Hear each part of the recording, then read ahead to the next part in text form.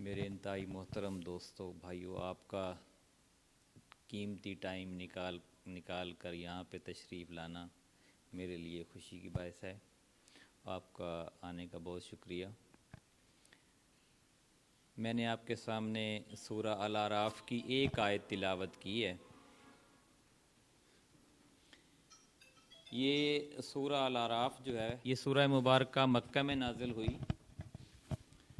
اور اس وقت اسلام اور جو کفر کی کشمکش تھی وہ عروج پر تھی، مشرکین مکہ اور مسلمانوں کی، نبی کریم صلی اللہ علیہ وسلم کی جماعت اور آپ کے مخالفین کی۔ اور وہ جو مکہ کے لوگ تھے وہ مسلمانوں کو جھوٹا کرنے کے لیے یا ان کو نیچا دکھانے کے لیے ارد گرد کے جو یہودی قبائل تھے، اس وقت پڑھے لکھے لوگوں میں یہودی لوگ سب سے آگے تھے، جن کو ہم اہل کتاب کہتے ہیں۔ نبی کریم صلی اللہ علیہ وسلم کی بعثت کے وقت جو سب سے زیادہ پڑھے لکھے لوگ تھے وہ علماء، وہ یہودی تھے یا پھر عیسائی تھے۔ تو وہ مشرکین مکہ جو تھے وہ یہودیوں کے ساتھ ان کے مراسم تھے، تو ان کے پاس جاتے اور ان سے بات کرتے کہ ہمارے پاس ایک شخص ہے، اس نے نبوت کا دعویٰ کیا ہے اور اس طرح باتیں کرتا ہے۔ تو پھر وہ آگے سے سوال کرتے کہ اگر آپ ان سے نہ یہ سوال کریں، یہ سوال کریں، اگر وہ سچا نبی ہے تو آپ کو صحیح جواب دے گا۔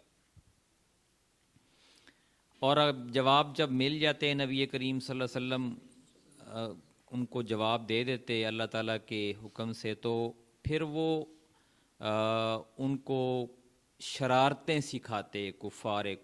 مکہ کو، قریش کو، کہ آپ کو جب ایک بندہ دلائل کی اس میں ہار جاتا ہے نا تو پھر وہ گالی گلوچ پہ آ جاتا ہے یا شرارتوں پہ آ جاتا ہے، کیونکہ اس کے پاس دلائل ختم ہو جاتے ہیں۔ تو وہ کہتے کہ ہمارے جو آبا و اجداد تھے اصل میں راہ راست پر تو وہ تھے، اور ہم انہی کے فالوور ہیں اور ہم راہ راست پر ہیں، اور آپ جو ہے وہ راہ راست پر، یہ جو آپ کے نبی ہیں یہ راہ راست پر نہیں ہیں۔ یہ تھوڑا سا شان نزول ہے اس صورت کا۔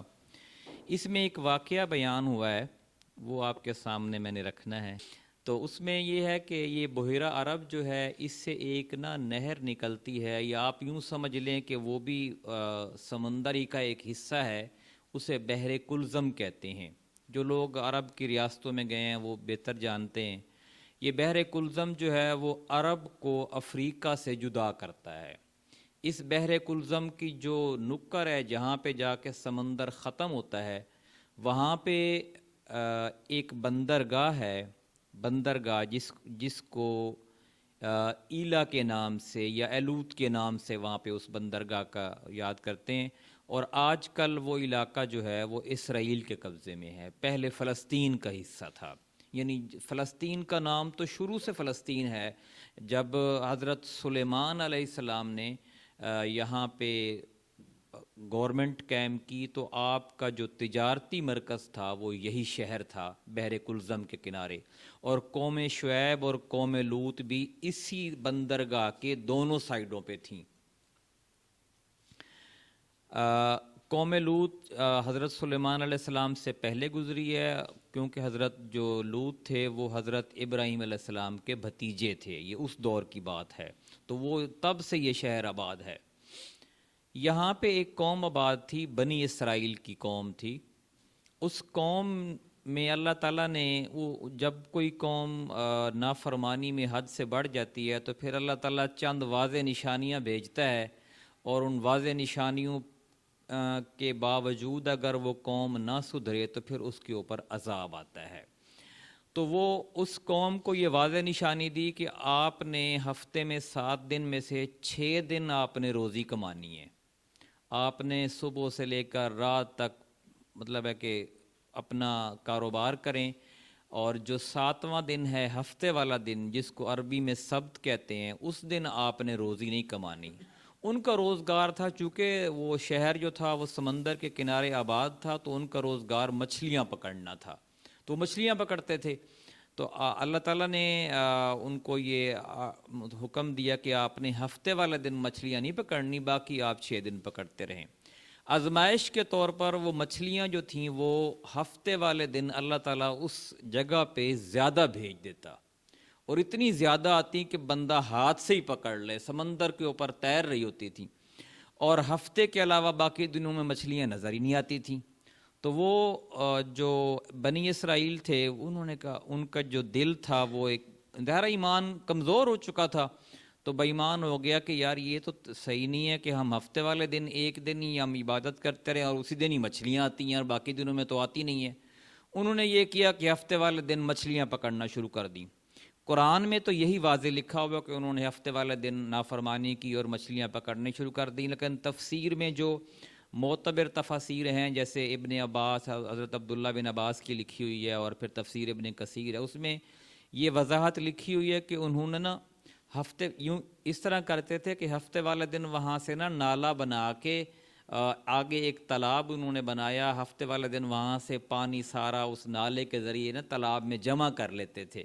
اور اتوار کو وہاں سے اس تالاب میں سے مچھلیاں پکڑتے تھے۔ تو بظاہر وہ یہی شو کرتے تھے کہ ہفتے والا دن تو ہم مچھلیاں نہیں پکڑ رہے، مچھلیاں تو ہم اتوار کو پکڑ رہے ہیں، تو ہفتے والے دن ہم صرف پانی ادھر رخ کر دیتے ہیں۔ بہرحال اس پہ جب وہ یہ کام کر رہے تھے تو کچھ جو بنی اسرائیل میں سے تھے لوگ جو نیک تھے، پرہیزگار تھے،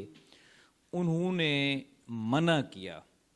کہ دیکھو اللہ تعالیٰ کا واضح حکم ہے کہ ہفتے والے دن مچھلیاں نہیں پکڑنی، اور واضح نافرمانی سے عذاب آتا ہے، اور پہلی قوموں پہ عذاب بھی ذرا مطلب ہے کہ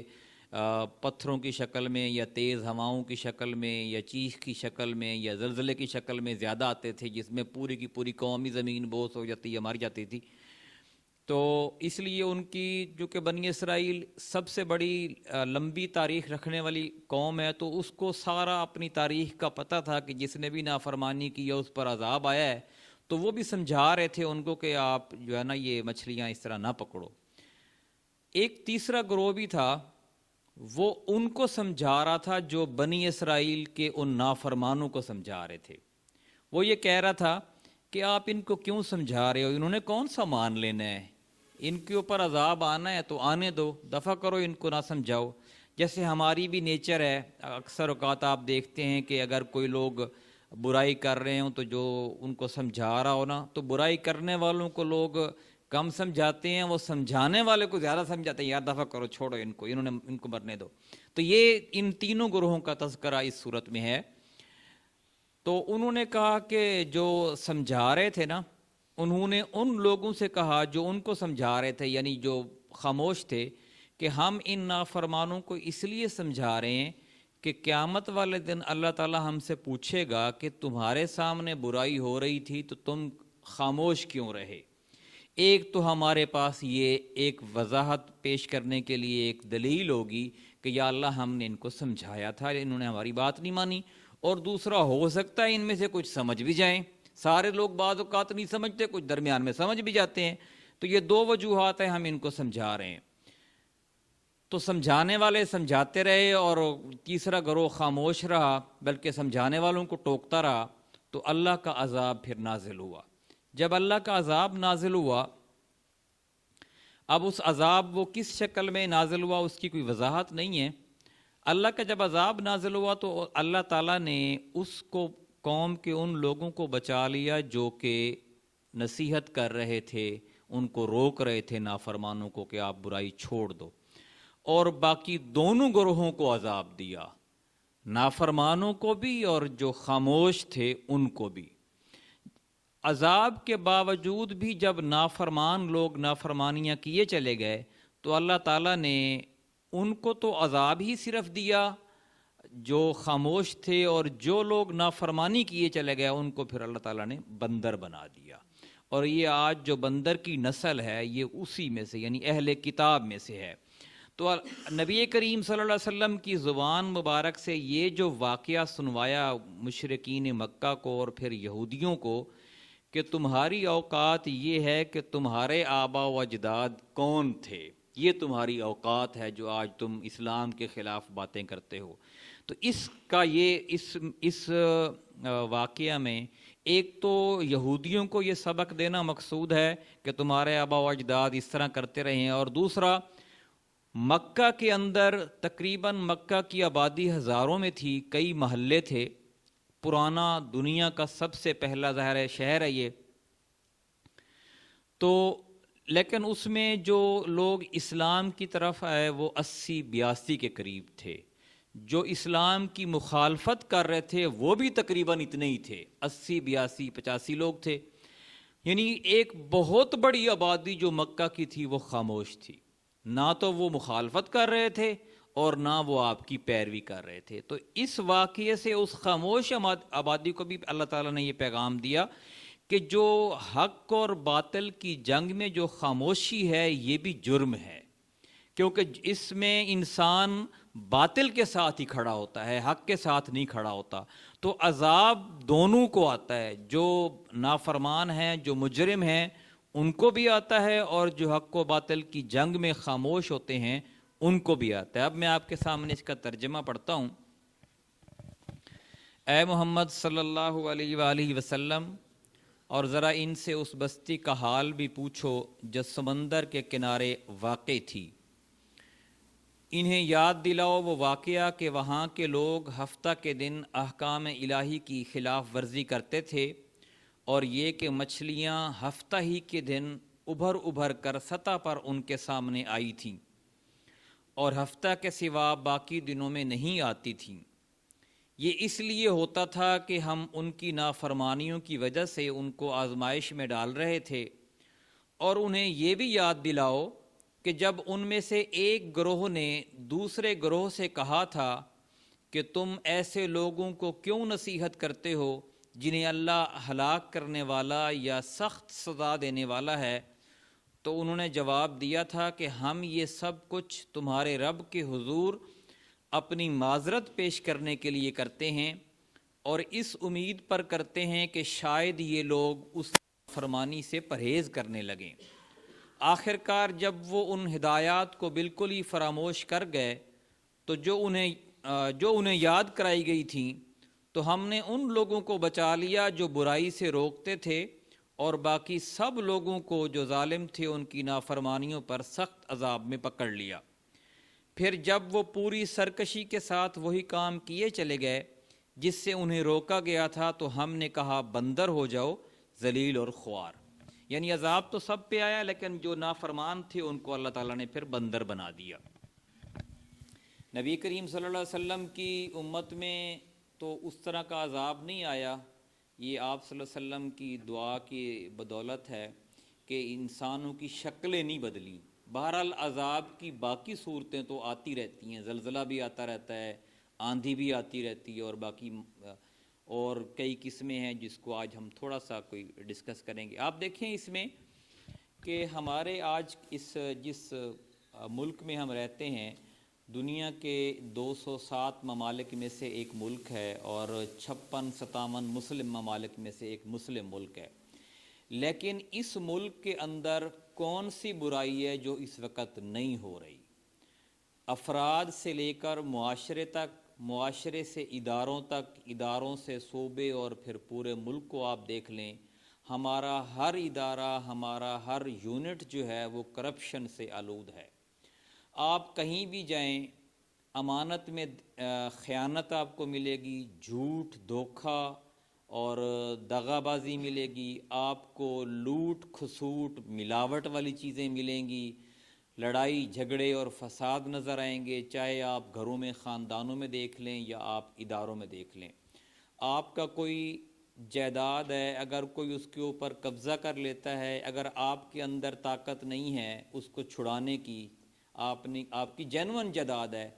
تو یہ عدالتیں، یہ تھانے ساری زندگی لگے رہیں، آپ کو قبضہ واپس نہیں کروا کے دیتے، بلکہ آپ کی جو پہلے والی جائیداد ہوتی ہے وہ بھی اسی میں کھپ جاتی ہے، خرچ ہو جاتی ہے۔ ہمارے تعلیمی ادارے برائی کے اڈے ہیں۔ آپ نے تازہ مثال اسلامیہ یونیورسٹی کی سنی ہے، میں خود دائرہ اداروں ایف سی کالج لاہور سے میں نے ایف ایس سی کی، ایم بی بی ایس کیا اور اسپیشلائزیشن کی، بھی یہ دیکھا کہ ہم جو پروفیسر ہوتے تھے جو سینئر ہوتے تھے ان کی نظریں لڑکیوں کے اوپر ہوتی تھیں، اور خاص طور پر وہ لڑکیاں جو خوش شکل ہوتی تھیں، اور ان کو وہ کوشش یہ کرتے تھے کسی نہ کسی مضمون میں فیل ہی کر دیں جب تک ان سے رابطہ نہ کریں۔ اب آپ یہ دیکھیں کہ یہ ملک جس کے اداروں میں ہماری بہنیں، بیٹیاں، مائیں پڑھتی ہیں، یہ وہ بازار جس میں ہماری ہی بچیاں جاتی ہیں، یہ وہ معاشرہ جس کی گلیوں میں ہماری بچیاں گزرتی ہیں، اس معاشرے کو کس سمت پہ لا کے طاقتور لوگوں نے کہ آج آپ سوچیں گے 20 دفعہ کہ میں اپنی بیٹی کو، ظاہر ہے آج اتنی بیٹی ہیں، کل کو اتنی ہو جائیں گی، بڑی ہو جائیں گی، بہنوں کو کس کے حوالے کروں؟ کون لوگ ہیں جن کے حوالے میں آج آنکھیں بند کر سکتا ہوں؟ تو یقیناً آپ کو بڑی جلدی سے کوئی بااعتماد لوگ نہیں ملیں گے، بااعتماد معاشرہ نہیں ملے گا۔ یہ رونے کا مقام ہے کہ مسلمان معاشرے میں کسی ماں، بہن اور بیٹی کی عزت محفوظ نہیں ہے، کسی کی مال و دولت محفوظ نہیں ہے، کسی کی حیا محفوظ نہیں ہے، ادارے کرپشن کا گڑھ بن چکے ہیں، معاشرہ اور خاندان جو ہے وہ بربادی کی طرف ہیں، لیکن ہم بہت سارے مسلمان یا تو خاموش تماشائی ہیں اور یا بہت کم ایسے ہیں جو کہ ان کو صرف زبان کی حد تک برا کہتے ہیں۔ تو یہی وجہ ہے کہ آج چونکہ میں ڈاکٹر ہوں تو اکثر یہ بات میرے مشاہدے میں آتی ہے، خاندان میں ایک نہ ایک فرد ضرور ہے جس کو بلڈ پریشر ہے، اور یہ بیماری غیر مسلموں کی بیماری تھی، یعنی پریشانی، ٹینشن اور بے سکونی کی جو کیفیت ہے یہ کبھی بھی مسلمان کی پہچان نہیں رہی، اور آج یہ مسلمان گھرانوں میں بھی گھر کر چکی ہے۔ اتنے بڑے بڑے ڈبے آپ کو ہر گھر میں دوائیوں کے ملیں گے، بجٹ کا بہت سارا حصہ لوگ دوائیوں میں استعمال کر جاتے ہیں، اور آپ دیکھیں کہ اس وقت پاکستان کے اندر جو فارماسیوٹیکل کمپنیز ہیں وہ امیر ترین ہیں، اور ڈاکٹر اب معاشرے کا بہت بڑا جو معیشت کا حصہ ہے اب وہ ڈاکٹروں کے پاس ہے۔ وجہ کہ لوگ بیمار ہی بہت ہیں، ہر بندہ بیمار ہے، اور ہر بندہ شام کو رات کو دوائی کھا کے سوتا ہے۔ وجہ یہ اللہ کا عذاب ہے۔ کوئی بھی بیماری جو ہے انسان کے اوپر وہ اللہ کے حکم کے بغیر نہیں آ سکتی، اور اللہ تعالیٰ ظاہر ظالم نہیں ہے، وہ منصف ہے، اور بیماری جو انسان کے اوپر آتی ہے وہ اس کے اپنے اعمال کی وجہ سے آتی ہے۔ آپ سارے ماشاءاللہ سکلڈ لوگ ہیں، ہنرمند لوگ ہیں، اور 5-10 منٹ میں میرا خیال ہے آپ 500,000 روپے کما لیتے ہیں۔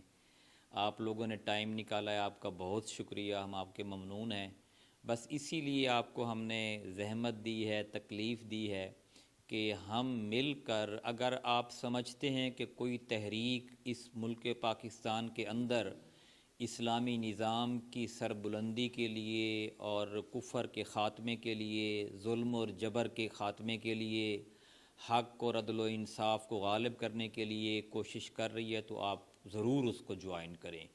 اس کے اندر جوائن کرتے ہوئے ہمیں تعصب سے کام نہیں لینا چاہیے، یہ نہیں سوچنا چاہیے کہ اس تحریک کو چلانے والے میرے مخالف ہیں یا فلاں ہیں۔ جو بھی بندہ اللہ کے راستے کے لیے کھڑا ہے اس کو ساتھ دیں، ایک بات۔ دوسری بات یہ ہے کہ اگر آپ کو کوئی تحریک مطمئن نہیں کرتی تو پھر آپ کا اور میرا فرض ہے کہ ہم اپنی کوئی تحریک بنائیں جس کو آپ اور میں اللہ کے نظام کی سربلندی کے لیے لوگوں کو اس میں شامل کریں، اور پھر ظاہر ہے ایک انگلی تو کمزور ہوتی ہے اور مکہ جو ہوتا ہے وہ ظاہر طاقتور ہوتا ہے، تو وہ ایک طاقتور جماعت کی شکل میں ہم اس نظام کے غلبے کے لیے جد و جہد کریں۔ میں مختلف جماعتوں میں رہا ہوں، میں چونکہ مجھے بہت ساری جماعتوں میں جو وقت گزارا ہے، کوئی اختلاف، کوئی چیزیں پسند نہیں آئیں، اس لیے میں نے چھوڑ کے اپنی ایک تحریک بنائی ہے،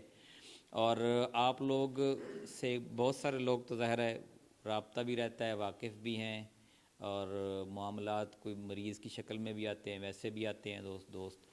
تو آپ کچھ مجھے جانتے ہوں گے، میں بھی آپ لوگوں کو کچھ کو جانتا ہوں۔ اگر آپ یہ سمجھتے ہیں کہ میں مناسب شخص ہوں اور میرے اندر کوئی اس طرح کی بے حیائی، کرپشن یا ظلم جو ہے وہ نہیں ہے، تو پھر آپ میرے ساتھ شامل ہوں اور ہم مل کر جو ہے وہ اس دھرتی کو